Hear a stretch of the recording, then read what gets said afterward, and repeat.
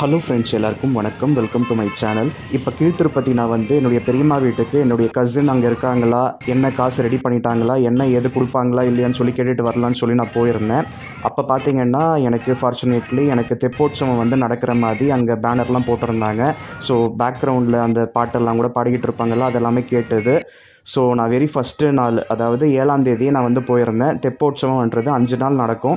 7, 8, 9, 10, 11 இன்றைக்கி வந்து கடைசி நாள். இன்னும் நான் இந்த வீடியோவை நான் அப்லோட் பண்ணாமல் இருக்கேன். அதனால் டைம் எடுத்துக்கிட்டு நான் இதை அப்லோட் பண்ணிடலான்னு சொல்லிட்டு நான் இப்போ அப்லோட் பண்ண போகிறேன்.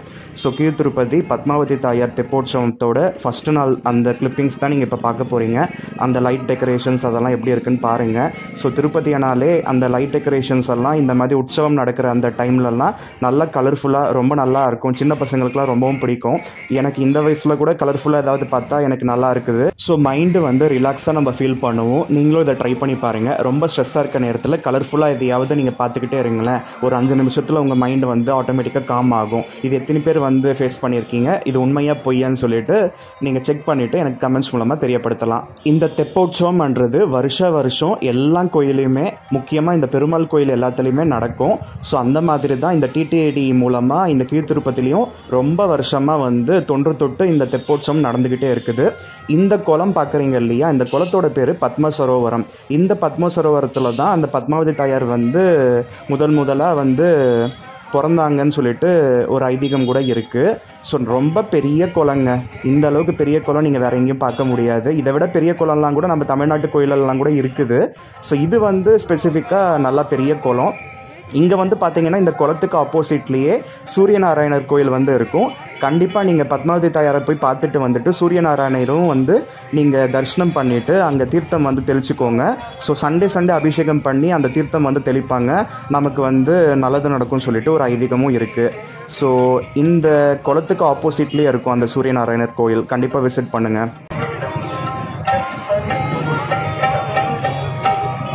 అమ్మవారిని మతికి వచ్చి చూసుకోలేకుండా డబ్బులు పోగొట్టుకుని ఆ డబ్బుల కోసం వచ్చి తిరుగుతున్నాడు. ఇక అమర్చుకొని కూర్చుని ఉండారు అక్కడ 30 లక్షలు. ఏంటో దేవుడే దిగి రావాల, అప్పు తీర్చాల. మంచిది కోసం వాళ్ళు తీసిస్తే ఇట్లా సంపగ తింటున్నారబ్బా. అక్కడ ఉన్నారో ఎక్కడ అడుగు తింటున్నారో ఎవరికి తెలుసు. అమ్మవారి కోసం వచ్చేది సంతోషమేనా, వీళ్ళ కోసం వచ్చేది సంతోషమా? కర్మ. తెలుసు తెలియకుండాను అమ్మవారికి తెప్పవచ్చం జరుగుతుంది.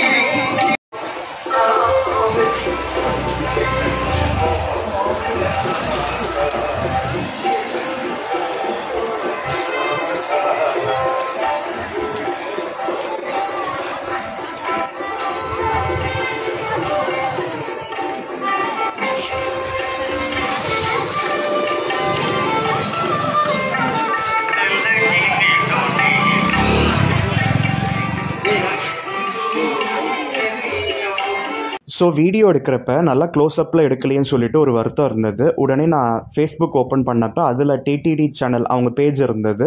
அதில் பார்த்தீங்கன்னா அவங்க தெப்போற்சவத்தோட ஃபஸ்ட்டு நாள் அந்த அலங்காரத்தோட அந்த கடவுளோட அந்த ஃபோட்டோஸ்லாம் போட்டிருந்தாங்க. அது வந்து உங்களுக்கு நான் இங்கே வந்து நான் எடுத்து போட்டிருக்கேன். ஸோ நல்லா க்ளோஸ்அப்பில் பார்க்க முடியாதவங்க இதில் கூட பார்த்துக்கலாம். ஸோ இது வந்து நான் தேடியே நான் கண்டுபிடிச்சேன். ஃபேஸ்புக்கில் அவங்க டிடிடி பேஜில் வந்து கிடச்சிது. So all credit goes to TTD தான் இந்த பிக்ஸுக்காக. நான் சொல்லியிருந்தேன் இல்லையா, தெப்பத்துக்கு ஆப்போசிட்லேயே பார்த்தீங்கன்னா சூரியநாராயணர் கோயில் வந்து இருக்குன்னு சொல்லிட்டு. இப்போ நீங்கள் அந்த ஏரியா தான் பார்த்துக்கிட்டு இருக்கீங்க. இங்கே அதை பார்க்குறீங்க பார்த்தீங்களா, இதுதான் சூரியநாராயணர் கோயில். இதெல்லாமே பார்த்தீங்கன்னா டைமுக்கு வந்து திறப்பாங்க, டைமுக்கு வந்து க்ளோஸ் பண்ணிவிடுவாங்க. இப்போ நீங்கள் பார்க்குறதெல்லாம் அந்த பத்மாவதி தாயாரோட கோயிலோட கோபுரம். ஸோ நல்லாவே வந்து தெரியுது. உள்ளே போய் பார்க்க முடியும்னு பார்த்தா உள்ளே வரக்கூடாதுன்னு சொல்லிவிட்டு அங்கே ஒரு போலீஸ் லேடி இருந்தாங்க. ஸோ அதனால் நான் ஜஸ்ட்டு வெளியில் இருந்தே நான் வந்து எடுத்துகிட்டு நான் வந்துட்டேன். ஸோ இப்போ நீங்கள் பார்த்துக்கிட்டு இருக்கிறது எல்லாமே பார்த்தீங்கன்னா பத்மாவதி தாயாரோட கோயிலோட மதில் சுவர். அங்கே பார்த்தீங்கன்னா வாகனம், அதாவது புறப்பாடு இருக்கும் இல்லையா, அந்த இடத்துல வந்து தான் முன்னாடியெல்லாம் புறப்படும். இப்போ வந்து பார்த்திங்கன்னா கோயிலுக்கு அருகாமையிலேயே அந்த மாதிரி புறப்பாடு வந்து தயார் பண்ணி வச்சுருக்காங்க. ஸோ இங்கே வந்தாலும் இங்கே வந்து கொஞ்சம் நேரம் வந்து அம்மன் இருப்பாங்க. மேபி தெப்போற்சவத்துக்கு முன்னாடி அங்கே அம்மனை வந்து அலங்காரம் பண்ணி அங்கேருந்து தான் தெப்பத்துக்கு வந்து கொண்டு போவாங்களா என்னன்னு தெரியல. அங்கே ஒரு மண்டபம் வந்து இருக்குது. நல்லா வந்து பெரிய புஷ்கரணிங்க. ஸோ இது வந்து திருமலையோட புஷ்கரணியை விட இந்த கீழ் திருப்பதி திருச்சானூர் புஷ்கரணி வந்து நல்லா பெருசாக இருக்கும். ஸோ டைமிங்ஸ் எல்லாம் கூட இங்கே போட்டிருக்காங்க பாருங்கள். ஸோ அவ்வளோவா வந்து இப்போல்லாம் குளிக்கிறதுக்கெல்லாம் அலோவ் பண்ண மாட்டாங்கன்றாங்கன்னு நினைக்கிறேன். முன்னாடியெல்லாம் நிறைய பேர் இதில் குளிப்பாங்க. இப்போல்லாம் நல்லா வந்து சுத்தமாக ஹைஜீனாக வந்து மெயின்டைன் பண்ணுறாங்க. ஸோ அந்த தெப்போற்சவம் நடக்குதுன்றதுனால எல்லா இடத்துலையும் லைட் டெக்கரேஷன், பந்தல் இதெல்லாம் போட்டிருக்காங்க. நல்லா பிரம்மாண்டமாக இருக்குது. ஸோ திருப்பதினாலே பிரம்மாண்டம் தான். இந்த கலர்ஃபுல் டெக்கரேஷன்லாம் நல்லா இருக்கும்ல. இன்னும் பிரம்மோற்சவத்துலலாம் போனீங்கன்னா நல்லா ஃபுல்லாக பூ அலங்காரம்லாம் நிறைய பண்ணி வச்சுருப்பாங்க. ஃப்ரெஷ்ஷாக எங்கேயோ ஃபாரினில் இருந்தெல்லாம் கூட பூக்கள் வந்து நிறைய கிடச்சிக்கிட்டே இருக்கும். அதிலலாம் பெருசாக மாலெல்லாம் போட்டு சாமிக்கு போடுறது, தோரணமெல்லாம் போடுறது. ஸோ நல்லா பிரம்மாண்டமாக இருக்கும். இந்த மாதிரி உற்சவத்துலலாம் கண்டிப்பாக இந்த திருப்பதி கோயிலுக்கு போயிட்டு அங்கே இருக்க அந்த கோயில், அந்த சாமியெல்லாம் கூட நீங்கள் வந்து வணங்கிட்டு வாங்க. நல்லா வந்து மைண்ட் ரெஃப்ரெஷிங்காக இருக்கும்னு சொல்லிட்டு இருக்கேன். ஸோ இந்த தாத்தா வந்து பாருங்கள், காந்தி தாத்தா வேஷம் போட்டுக்கிட்டு தினமும் அந்த இடத்துல வந்து நிற்கிறாரு. எவ்வளோ நேரம் அசையாமல் கொள்ளாமல் அப்படியே வந்து நிற்கிறாரு. அவருக்கு ₹1 ₹2 போடுறதுக்கு கூட எல்லாரும் யோசிக்கிறாங்க, ஈவன் நான் உட்பட. ஆனால் இந்த இந்த லாவண்யாக்கெல்லாம் பார்த்தீங்கன்னா அத்தனை லட்சம் ரூபாய் தூக்கி கொடுத்துட்டேன். எனக்கு இதெல்லாம் பார்க்குறப்ப ரொம்ப கஷ்டமாக இருக்குது. இவங்கெல்லாம் கூட போய் பிச்சை எடுத்து பிழைக்கலாம். ஆனால் பிச்சை எடுத்து பிழைக்காமல் அவங்களோட ஸ்பெஷாலிட்டி ஏதோ வந்து காமிக்கிறாங்க. ஸோ அது அவ்வளோ கஷ்டப்பட்டு கூட அவங்க வந்து உழைச்சி சம்பாதிக்கிறாங்க. அவர் அந்த வேஷம் போட்டுக்கிறதுக்கு எவ்வளோ கஷ்டப்படுவார், அதுக்கப்புறம் அந்த வேஷம் போட்டுட்டு அங்கே வந்து நிற்கிறதுக்கு எவ்வளோ கஷ்டப்படுவார். அந்த ஒரு ₹100-200 மிஞ்சி போனால் கிடைக்குமா அவருக்கு? அதில் வச்சு தானே அவங்க குடும்பத்தை ரன் பண்ணுறாங்க. ஆனால் இந்த இத்திஷ் குப்தா போல் ஒரு சிலர்லாம் இருக்காங்க இல்லையா, எப்படி தான் வந்து என் பேரில் இத்தனை கடனை வாங்கிட்டு நான் கேரண்டின்னு லாவண்யா வந்து வாயார சொன்னால் இப்போ ஃபோன் எடுக்க மாட்டேங்குதுங்க. ஆப்ஸ்காண்டு, கம்ப்ளீட்லி ஆப்ஸ்காண்டு.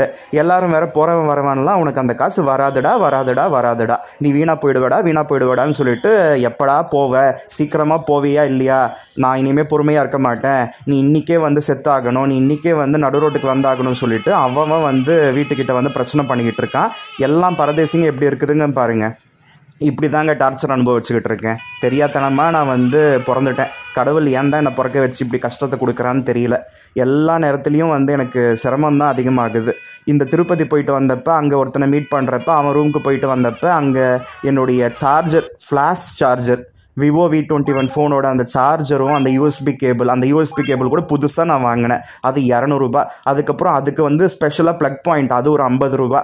ஸோ அந்த சார்ஜர் வந்து 1750. ஸோ கிட்டத்தட்ட ₹2000 எனக்கு நஷ்டமாக போச்சு. எங்கே போனாலும் பிரச்சனை தாங்க, தலைவலி தான். அவ்வளோ தூரம் போனதுக்கு உள்ள சாமி தரிசனம் பண்ணிட்டு வந்தேன். லட்டு ஒன்று வாங்கி திருப்தியாக சாப்பிட்டேன். அவ்வளோதான் மிச்சம். என் மேலே தப்பு இல்லாதப்ப எனக்கு எந்த பிரச்சனையும் பண்ணாமல் கடவுள் என்னை நல்ல விதமாக பார்த்துப்பாங்கன்னு சொல்லிட்டு ஒரு நம்பிக்கையோடு இருக்கேன். அவ்வளோதான்.